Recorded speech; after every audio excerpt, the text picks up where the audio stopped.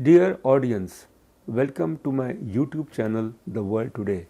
The topic which I will cover, which I will discuss and I will analyze, it deals with Afghanistan. That what are the peace prospects in Afghanistan? A country which since the last 42 years is facing a very terrible situation with war going on in Afghanistan. So, couple of things which I will focus on while dealing with this theme, with this topic, that is peace in Afghanistan possible, or what are the peace prospects in Afghanistan? Afghanistan is a landlocked country which borders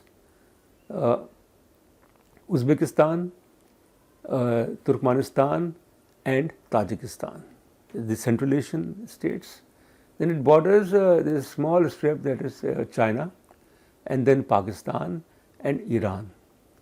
So there is a history as far as violence, instability, chaos, disorder in Afghanistan is concerned.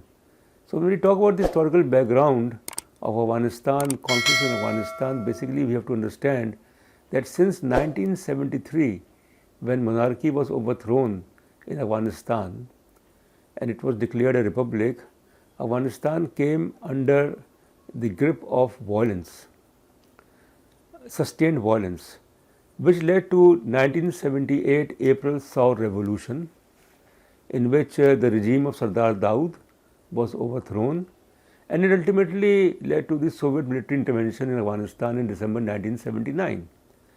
So we can see that how things in Afghanistan have been unfolding since 1979. For 10 years the Soviet forces remained in Afghanistan, then left Afghanistan because of the Geneva Accords of April 14, 1988. And then after the Soviet withdrawal, an era of bloodshed, instability, civil war in Afghanistan, that the Mujahideen groups who were basically fighting against the Soviet forces, they started squabbling with each other. So that situation remained from 1989 till 1996. That is a long era.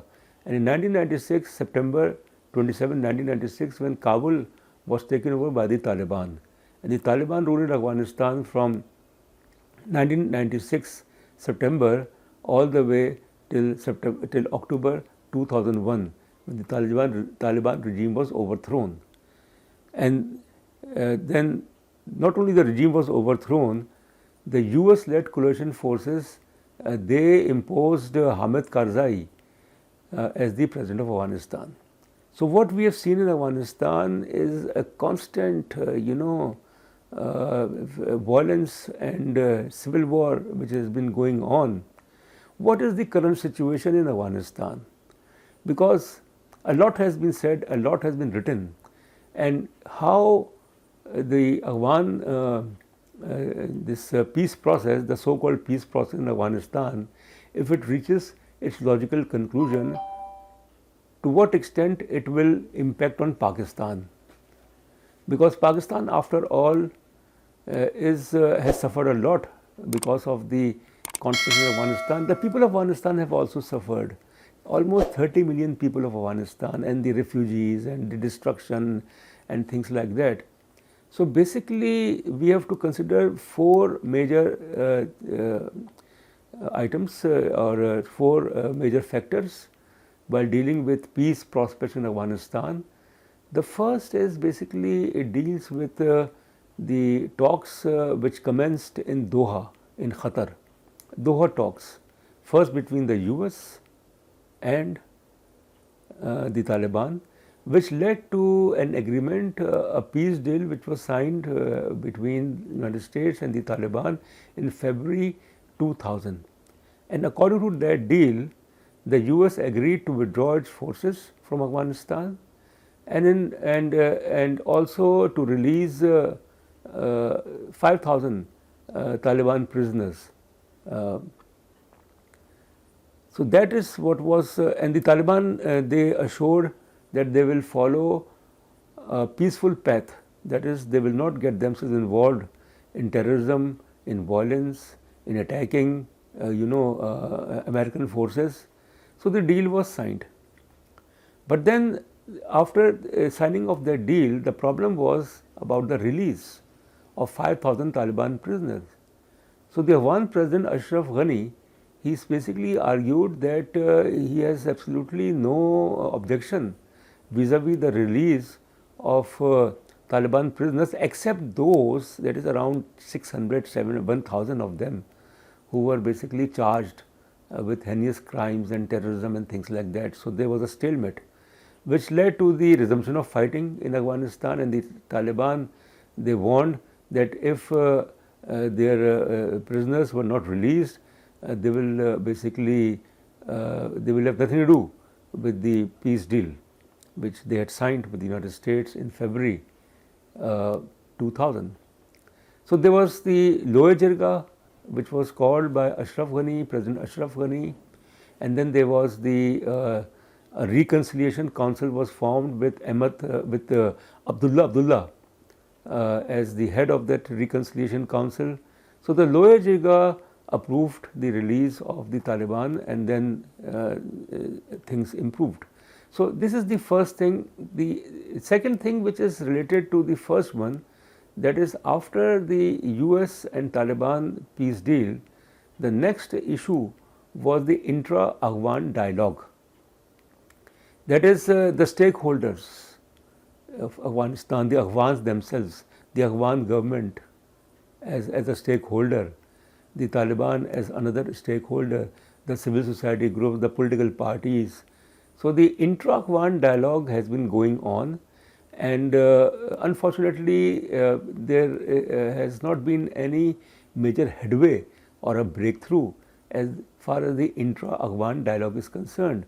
The third thing is basically that unless the Taliban, they accept the Afghan constitution, they accept democracy, they accept political pluralism, and they are ready to get themselves involved in the Afghan peace process, that they should contest elections, and if they are victorious, if they are able to seek a majority in the Afghan election process, then they can form the government. But the Taliban problem is that neither they believe as far as the Afghan constitution is concerned, nor they endorse the Kabul government, or they are interested in joining the political process.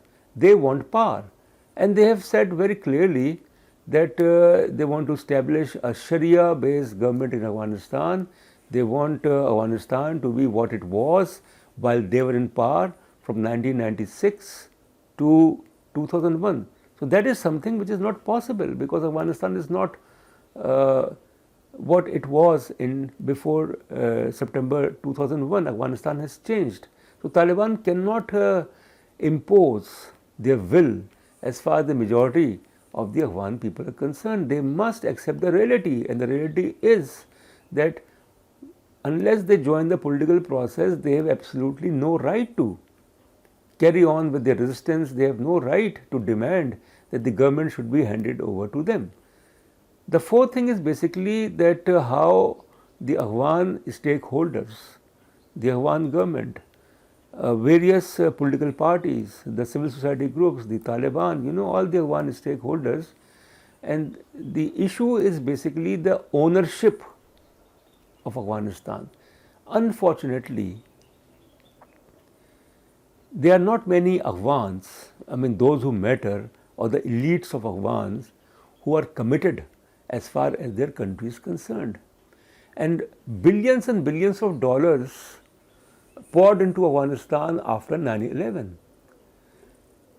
And that money was basically provided by the United States, by its European allies, by Japan, and by other countries, rich countries, with the purpose of rebuilding and the reconstruction of Afghanistan. To rebuild Afghanistan, the justice system, the military, the bureaucracy, the educational system, you name it, but they failed. Where that money has gone? 80% of Afghan economy or 80% of the Afghan, this budget or the amount which they spend, the expenditures, that is covered as far as support from the external sources are concerned. So Afghanistan has not been able to settle down as a nation state, and Afghanistan is 200 years older than Pakistan. It was established by Ahmad Shah Abdali in 1747. Pakistan came into being in 1947.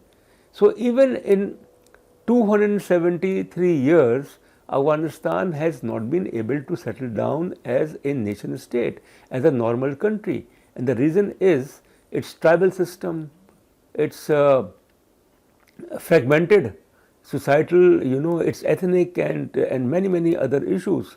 So unless the Afghans, they keep their house in order, how can they expect external players, how can they expect their neighbors to play a viable role for peace in Afghanistan? And then finally, how things in Afghanistan, how conflict in Afghanistan impacts on Pakistan, because certainly Pakistan has been a frontline state as far as Afghanistan is concerned. Pakistan played a major role twice, that is after the Soviet military intervention in Afghanistan and then after 9/11. The reality is basically that it's a very bitter reality that if American forces or foreign forces remain in Afghanistan, Pakistan is in trouble. There's a problem for Pakistan, because if they remain in Afghanistan, the Taliban and the anti-American forces will continue to play havoc with with Afghanistan, suicide attacks, violence. If the American forces, foreign forces leave Afghanistan, it will create a vacuum, and then one can expect the resumption of civil war in Afghanistan. And if that happens, there will be a fresh wave of Afghan refugees who will sneak into Pakistan. So in both cases, there is a problem as far as Pakistan is concerned. So primarily, the peace in Afghanistan is central as far as Pakistan's stability is concerned. Then of course one needs to be mindful that unless there is peace in Afghanistan, Pakistan's access to Central Asia is blocked. Another major stake for peace in Afghanistan, particularly as far as Pakistan is concerned, is Turkmenistan, Afghanistan, Pakistan, India gas pipeline, that is TAPI.